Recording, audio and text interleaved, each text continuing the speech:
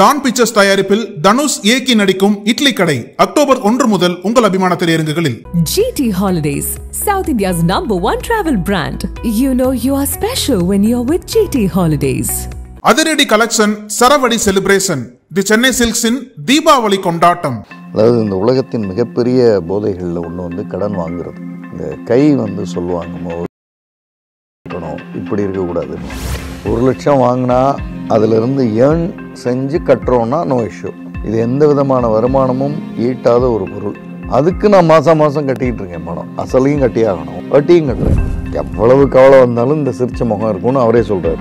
இதுக்காக ஒரு கூட்டம் இவர் கூட பேசிகிட்டே இருக்கும், சிரிச்சிக்கிட்டே இருக்கும். இதெல்லாம் சிரிக்க வச்சுட்டு ஒரு 10,000 ரூபா இருந்தால் கொடுப்பா அப்படின்னு கொடுத்துருவோம். அதாவது இயலாமை இனிமேல் வாங்க முடியாது, பெரும் தொகை. அப்படி ஆனதுக்கப்புறம் தான் அந்த உணர்வே வருது, ஐயோ நம்ம தப்பு பண்ணுறோம். அந்த சொந்த வீடு, சொந்த பணம், சொந்த இன்வெஸ்ட்மெண்ட் இதெல்லாம் வந்துருச்சுன்னா மனிதன் வந்து வேறு ஒரு பர்சனாலிட்டியை நோக்கி நகர்றான். கடன் வாங்கணும் எப்படியாவது நீ விதைச்சிட்டேன்னா எங்கேயோ போய் வாங்கிட்டு வந்துடுவேன். கடன் வாங்கணுன்ற மனநிலை இருக்குது, ஆனால் நான் சேர்க்கணும்னு நினைக்கிறேன், வரவே வராது.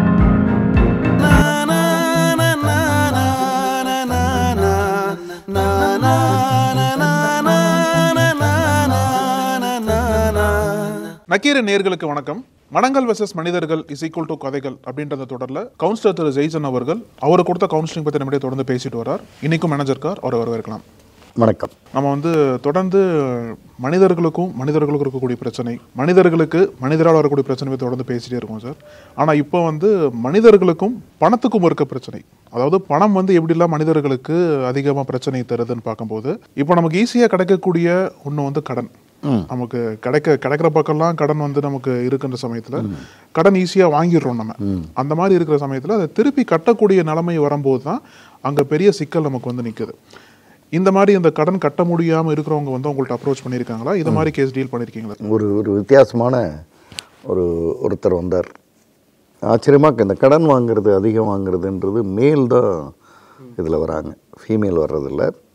ஃபீமேல் ஏர்ன் பண்ணால் கூட வர்றதில்லை. அவங்க வந்து அந்த வரவென்ன அதனுடைய செலவென்ன அதுக்குள்ளே தான் அப்படின்றதுல ரொம்ப தெளிவாக. ஒருவேளை கடன் வாங்கினாலும் கட்ட முடியுமா, என்னால் இதை சரியாக கட்ட, அது வந்து ரொம்ப அதிகமாக யோசிக்கிறது அவங்க. ஆனால் இவர் வந்தவர் எப்படின்னா, அவரை பற்றிய சில லாஜிக்லாம் உங்களுக்கு சொல்லணும். அவர் வந்து முதல்ல 10 லட்சம் கடன் இப்போ வாங்கியிருக்காருன்னு வைங்களேன். அவருக்கு இந்த 10 லட்சம் கடன்றதை எப்படி சொல்லுவார்னா, 2% வட்டி, மாதம் 20,000 கட்டணும்னு வைங்களேன். சார் மாதம் 20,000 கட்டுறவரை அவன் 10 லட்சம் கேட்க மாட்டான். அப்போ 10 லட்சம்ன்றதே இல்லை சார், இல்லை 20,000 தான். 20,000 கட்டணும், அது இல்லவே இல்லை. இப்போ நான் 20 வருஷத்துக்கு 20,000 கொடுத்தேன்னாலும் அவனுக்கு ஒன்றும் பிரச்சனை இல்லை. 10 லட்சம்ன்றது அது ஒரு பெரிய விஷயமே இல்லை, இப்படி தான் பேசுகிறாரு. அதாவது கடனை என்ஜாய் பண்ணுற மாதிரி பண்ணிட்டு இருக்காரு. ஆமாம், கடன் அவரை பொறுத்தளவு கடன்றது அந்த திருப்பி கொடுக்குற அந்த வட்டியோடு முடிச்சுக்கிறாரு. இப்போ 1 கோடி வாங்கியிருந்தா 2 லட்சம் கட்டணுன்றதோடு அவருக்கு முடிஞ்சு அவ்வளோ. 50 மாதம்னா நீ கட்டுறதே 1 கோடி ஆயிருமே சார். 1 கோடி நம்மகிட்ட இல்லை சார். அப்போ அந்த மனநிலையில் வர்ற இவருக்கு என்ன பிரச்சனைன்னா, அவர் சொன்னது ஒரு கட்டத்தில் அவரால் வந்து கடன் வாங்காமல் இருக்க முடியல. அதாவது இந்த உலகத்தின் மிகப்பெரிய போதைகளில் ஒன்று வந்து கடன் வாங்குறது. இந்த கை வந்து சொல்லுவாங்க பொதுவாக எப்பவும் இப்படி இருக்கணும், இப்படி இருக்கக்கூடாதுன்னுவாங்க. இப்படி இருக்கிறது வந்து கொடுக்கறது, இப்படி இருக்கிறது வாங்கிறதுன்னு. அந்த கடன் வந்து நீங்கள் இங்கேருந்து ஒரு 20 வருஷத்துக்கு முன்னாடி கடன்லாம் வந்து அவ்வளோ சீக்கிரம் கிடைக்காது. இன்றைக்கி வந்து பேங்க்கில் இருந்து தானாக கால் வருது. அப்போ வந்து வாங்குறதுக்கே யோசிப்போம். ஆமாம், இப்போ வந்து உங்களுக்கு ஒரு 6 லட்சம் சேங்ஷன் ஆகிருக்குன்னு. எனக்கு ஏன் சேங்ஷன், நீ யார் எனக்கு சேங்ஷன் பண்ணுறது? அவங்க பிஸ்னஸை கரெக்டாக செய்கிறாங்க. 6 லட்சத்தை கொடுத்தா வட்டி வாங்கினா அப்படின்னு அவங்க சரியாக இருக்காங்க.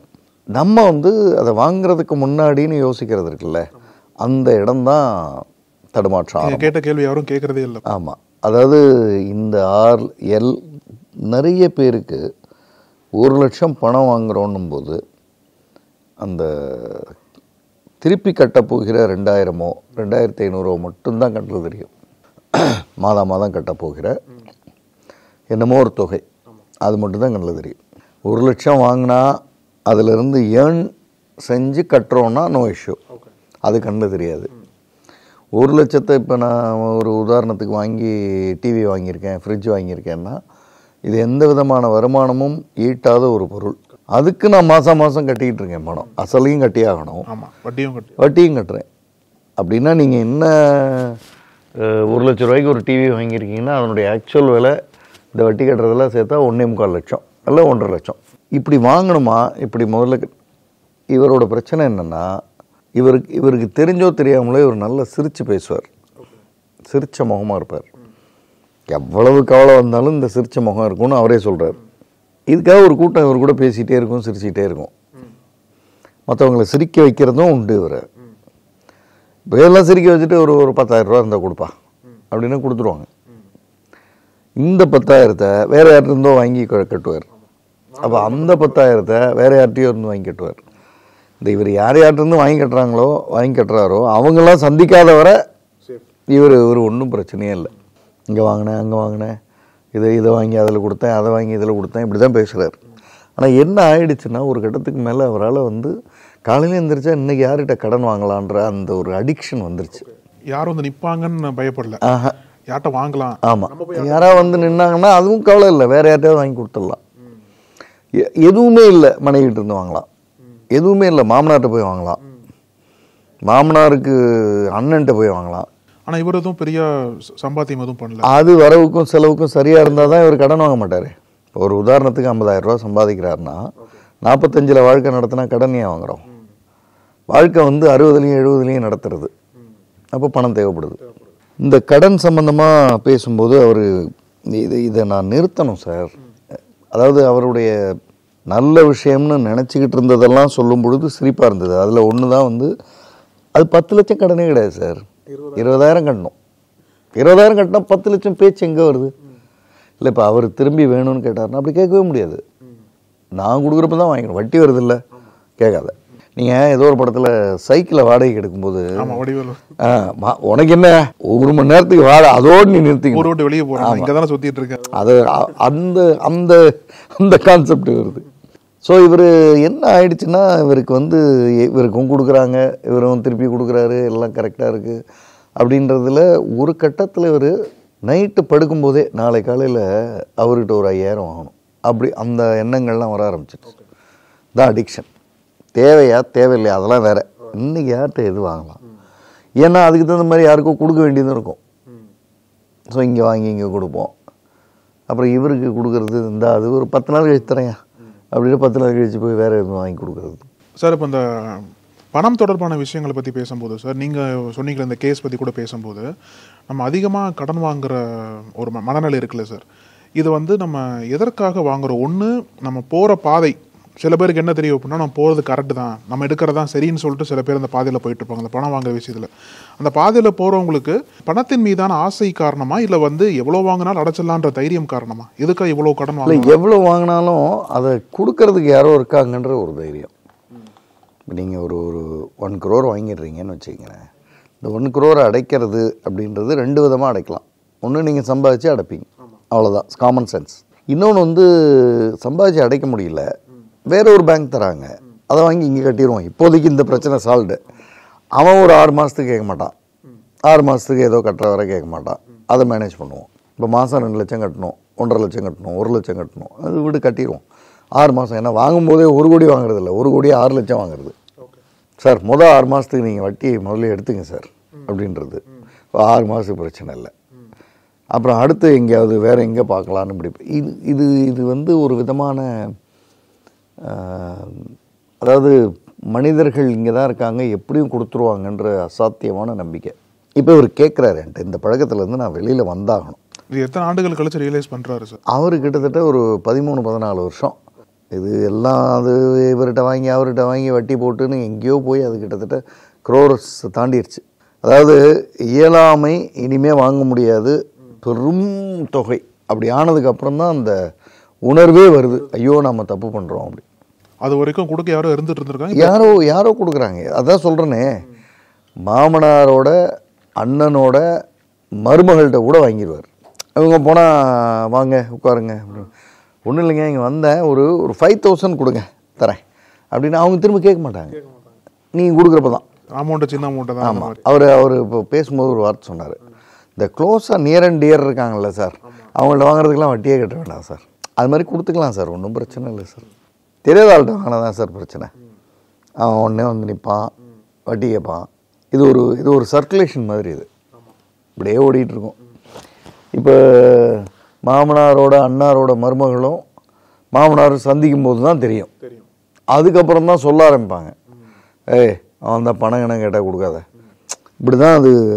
இது ஒரு 4-5 வருஷம் போயிடும்.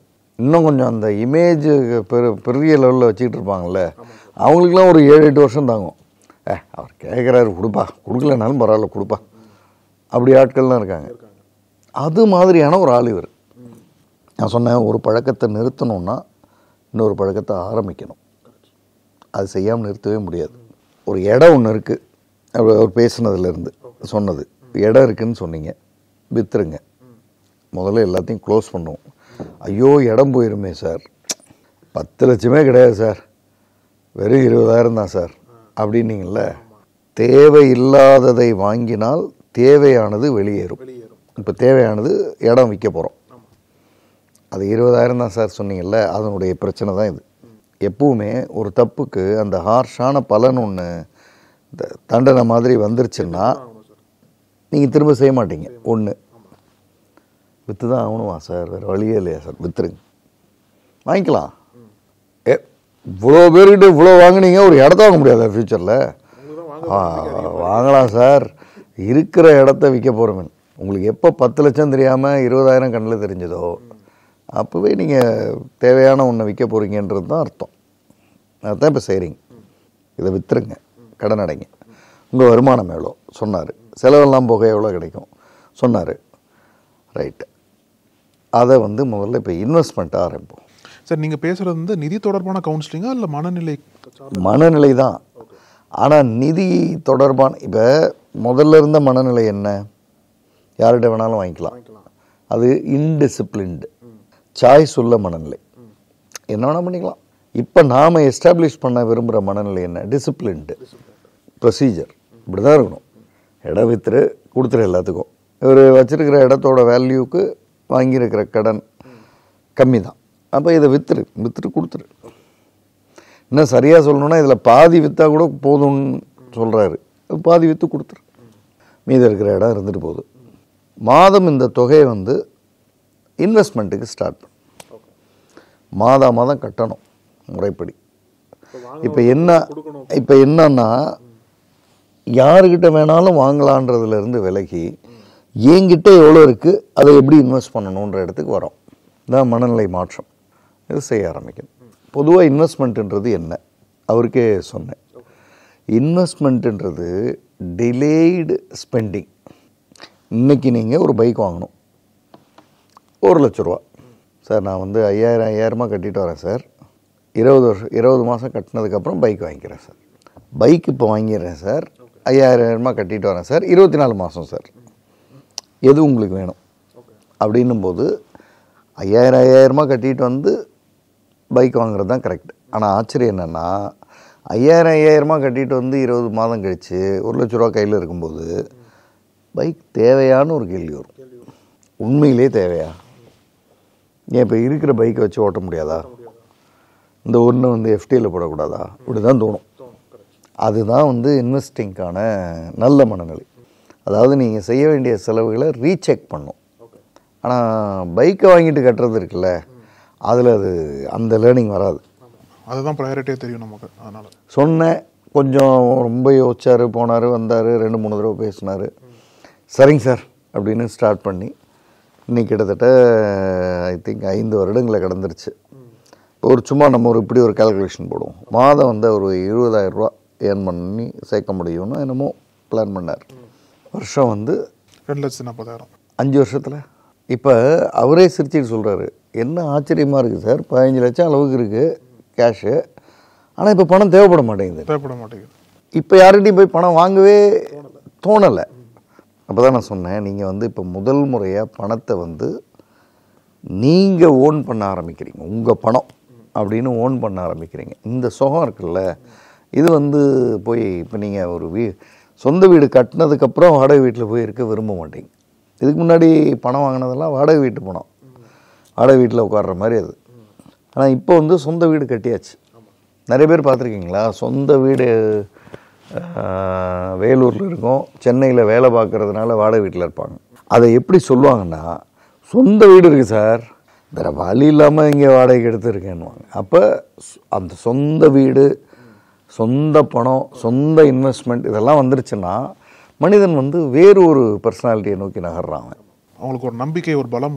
ஆமாம், அதாவது கடன் வாங்குறத அவன் இழுக்குன்னு நினைக்கிறான், இன்னொருத்தங்கள்ட்ட பணம் கேட்குறதே அவன் தப்புன்னு நினைக்கிறான். ஏன்னா கையில் இருக்கே, அந்த எஸ்டீம்னு சொல்லக்கூடிய ஒரு விஷயம் வந்து அதிகமாகுது சார். இப்போ இதில் வந்து சார் இந்த பணம் இது இந்த 2 மனநிலையை பிரிக்கலாம் சார். ஒன்று அதிகமாக பணம் வாங்குறது, அதுக்கப்புறம் வந்து இப்போ சேமிக்க ஆரம்பித்த ஒரு மனநிலை. இந்த மனநிலையிலிருந்து இந்த மனநிலை மாறக்கூடிய அந்த ஸ்டேஜ் இருக்குல்ல சார், அந்த ஸ்டேஜில் நம்ம என்னென்ன மாதிரி சிக்கல்களை சந்திக்க வாய்ப்பு இருக்குது, அதெல்லாம் எப்படி ரெக்கவர்? டெம்டேஷன். இப்போ நம்ம இந்த மாதிரி மாறலான்னும் போது தான் ஒருத்தன் வந்து ஒரு 10 லட்ச ரூபா இருக்குது உங்ககிட்ட கொடுக்குறேன் வச்சிருன்னு வருவான், வேண்டாம்னு சொல்லணும். இப்படி உட்காந்துருக்கும் போது தான் ஒரு ப்ரைவேட் பேங்க்லேருந்து கால் வரும், சார் ஏதாவது இடம் வாங்குறதுன்னா சொல்லுங்கள் சார், ஒரு 10 லட்ச ரூபா அதில் கொடுக்கலாம் சார் அப்படின்னு வரும். அது இடம் வாங்கணும், உண்மையிலேயே நல்லது, இந்த 10 லட்சத்துக்கு வட்டி கட்ட முடியும் நம்மளால், இது கட்டுறதுக்கு 10 வருஷம் ஆகும், 10 வருஷத்தில் அது 1 கோடி ஆகும், அந்த ரிஸ்க் எடுக்கலாம். ஆனால் இவர் எடுத்தது வந்து வேறு. இவர் வந்து பார்க்குறவன்ட்டெல்லாம் வாங்கி இந்த பக்கம் எவனுக்கோ கொடுத்து இந்த சர்க்கிள் எங்கேயோ ஒரு இடத்துல நின்னாகணும்ல, அதுதான் அந்த 1 கோடி இடத்த விற்கிறதுன்றது வருது. ஸோ அந்த ஸ்டேஜில் மாறும்போது நம்ம கண்ட்ரோல் பண்ணிக்கணும். வேறு என்ன அது அவருக்கு சொன்னேன், secrets of the millionaire mind, Harv Eker, அது ஆத்தர். அந்த பெரும் உயரங்களை பொருளாதாரத்தில் தொடராங்கல்ல பணத்தை, அவங்களோட மைண்டு வந்து வேறு மாதிரி ஒர்க் ஆகும். அதுதான் சீக்ரெட்ஸ், அதை பற்றிய புத்தகம். அதை வந்து நீங்கள் படிக்கணும். புத்தகமே படித்தது கிடையாது சார், படிக்கணும் சார். இதிலேருந்து வெளில வரணும்னு கேட்டிங்கல்ல, படிக்கணும். போய் படிக்க ஆரம்பித்ததுக்கப்புறம் தான் அவருக்கு புரியுது. இப்போது மாமரத்துக்கான விதையை போட்டிங்க, என்ன வரும்? மாமரம் தான் வரும். மாமரத்துக்கான விதையை போட்டுட்டு எனக்கு முந்திரி வரும்னு வெயிட் பண்ணிகிட்டு இருந்தால் வெயிட் பண்ணிகிட்டே இருக்க வேண்டியதுதான். அந்த புக்கில் ஒரு லைன் என்ன வரும்னா, நீ என்ன விதைச்சிருக்கியோ அதுதான் வரப்போகுது. கடன் வாங்கணும் எப்படியாவது நீ விதைச்சிட்டேன்னா எங்கேயோ போய் வாங்கிட்டு வந்துடுவேன், அது வந்துடும் கண்டிப்பாக, அதுவே தேடி வந்துடும். ஆமாம், கடன் வாங்கணுன்ற மனநிலை இருக்குது, ஆனால் நான் சேர்க்கணும்னு நினைக்கிறேன், வரவே வராது. ஒன்று இந்த பக்கம் வா, இல்லை அந்த பக்கம் போ, வாங்கிட்டே இரு, ஏதோ ஒரு காலகட்டத்தில் அது முடிவு வரும், அப்போவா. ஆனால் இதில் வந்து ரெண்டையும் பேலன்ஸ் பண்ண முடியாதுண்ணா சார். வாங்கவும் செய்யணும், சேமிக்கவும் செய்யணும். வாங்குறதுக்கு கடன் வாங்குறது தவறில்லை, நம்ம கடன் வாங்குறத தப்பாக சரியான்னு பேசவே இல்லை. தேவையே இல்லாதப்ப ஏதோ ஒரு அடிக்ஷன் மாதிரி வாங்கிட்டு இருக்கிறது தான் பேசுகிறோம். கடனை வாங்கி முறைப்படி நிறைய பேர் கடன் வாங்கி இன்வெஸ்ட் செஞ்சு திரும்ப பேங்க்குக்கு அந்த லோனை அடைச்சி இந்த கேபிட்டல் வந்து ஒரு எந்த விதமான பிரச்சனையும் இல்லாத கேபிட்டலாக ஆக்கிறது. வேறு ரைஸ் மில்ஸ்லாம் பார்த்திங்கன்னா இப்போ ஒரு 10 கோடி வாங்குறாங்கன்னு வச்சுக்குவோம், ஒரு 10 வருஷத்தில் இஎம்ஐ மாதிரி அதை கட்டி அடைப்பாங்க. இப்போ கடன் இல்லைங்க, கடன் இல்லை அப்படின்னா அப்படியே மில் நம்மளுது அப்படின்வாங்க. அப்போ அங்கே அது வாங்கணும், ஏன்னா பெரிய இன்வெஸ்ட்மெண்ட், பெரிய தொகை, பெரிய நீங்கள் உழைக்க தயாராக இருக்கீங்க, ரிஸ்க் எடுக்க, அது பிரச்சனை இல்லை. ஆனால் பெரும்பாலான மனிதர்கள் நாம் இப்போ பேசுகிறது இப்படி வாங்குவதில்லை, சும்மா வாங்கிறது. அது ஒரு போதை. 5000 ரூபா கேட்டால் ஒருத்தர் உடனே கொடுப்பான்.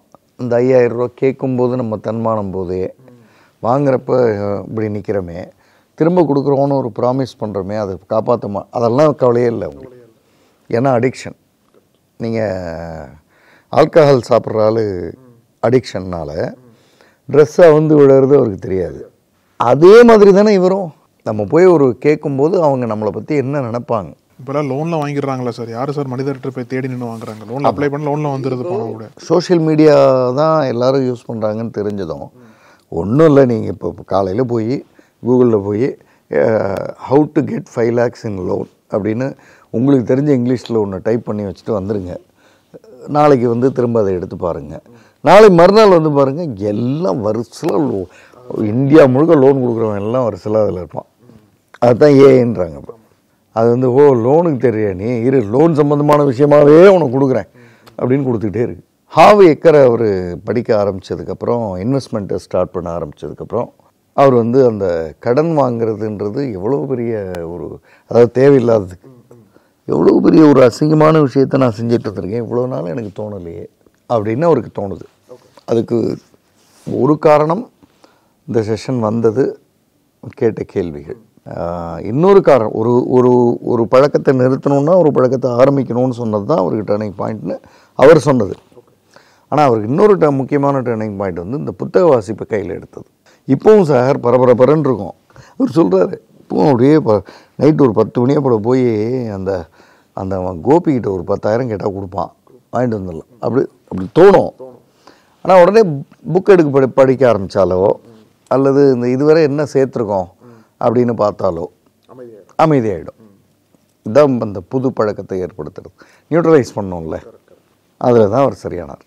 இந்த ஒரு விழிப்புணர்வு என்பது எல்லாத்துக்குமே பொருந்தும் சார். கடன் வாங்கியிருக்கவங்க, கடன் வாங்க போகிறவங்க எல்லாருமே இதை வந்து ஒரு வாட்டி நீங்கள் சொன்ன கருத்துக்களையும் இந்த புத்தகத்தையும் படித்தாங்க அப்படின்னா ஏதோ ஒரு வழியில் கொஞ்சம் தெளிவு கிடைக்கும் அப்படின்றதுல சந்தேகமே இல்லை சார். இன்னைக்கு வீடு கட்டிட்டு 25 வருஷம் கழித்து இஎம்ஐ கட்டி முடிக்கலாம். 15 இன்னைக்கு வீடு வாங்குறதுக்கு பதில் 15 வருஷம் கழிச்சு நான் வாங்கிக்கிறேன், சின்சியராக சேர்த்துக்கிட்டே வந்துடுறேன். லோனே கிடையாது, லேண்டோட காஸ்ட் கூடி இருக்குமே சார். லோனுக்கு நீங்கள் கட்டுறதுக்கு பதில் இது ஒன்றும் பெருசாக கூடாது. அப்படியே கூடி இருந்தாலும் நீங்கள் ஃபுல் கேஷ் கொடுத்து வாங்குறீங்கன்னு வச்சுக்குவோம் ஒரு உதாரணத்துக்கு. அவ்வளவு வர்த்தியான இடமா அது இருக்கணும். அப்போ இன்னும் 10 வருஷத்தில் அது இன்னும் கூட தான் போகுது. பொதுவாக எனக்கு ஒரு பார்வை உண்டு, லோன் எல்லா லோனையும் கட்டி முடிச்சிட்டேன் அப்படின்னு ஒரு ஆண் சொல்கிறான்ல, அது அவனுக்கு கிட்டத்தட்ட என்ன கேட்டால் அதுதான் அவனுக்கு வந்து 50ஆம் கல்யாணம், 60ஆம் கல்யாணம், 40ஆம் கல்யாணம் எல்லாம். ஏன்னா அவன் வந்து அவனுக்கு ஒரு நம்மளை வந்து கேட்டுருவாங்களோ, கடன்பட்டார் வேந்தன் போல் சொல்கிறாங்கல்ல, கடன்பட்டார் நெஞ்சம் போல் கலங்கினான் இலங்கை வேந்தன், அது வருது இல்லை. அப்போது அதுதான் இருக்கிறதுலே கொடுமை. ஆனால் அதுக்கு அடிக்ட் ஆகிட்டு இருக்கும், ஏன்னா ஃப்ரீயாக கிடைக்கிறதுனால. இதில் இருந்து அவர் சரியானார். இனிமேல் அந்த அடிக்ஷன் வந்து யாருக்கும் போகாமல் இருக்கிறதுக்கு உங்களோட கருத்துக்கள் ரொம்ப உதவியாக இருக்கும் சார். ரொம்ப நன்றி சார். நன்றி. நக்கீரன் டிவிக்கு சப்ஸ்கிரைப் செய்யுங்கள். உங்கள் ஆதரவே எங்கள் பலம். ஆசிரியர்களுக்கு நண்பனாகவும் மாணவர்களுக்கு ஆசானாகவும் திகழும் தேர்வு வழிகாட்டி. ஒவ்வொரு பாடத்திற்கும் அனுபவமிக்க ஆசிரியர்களின் துல்லியமான தெளிவான விடைகள். CNC இருக்கு, தேர்வு பயம் எதற்கு? இது தீரன் பப்ளிஷிங் ஹவுஸ் விற்பனை வெளியீடு.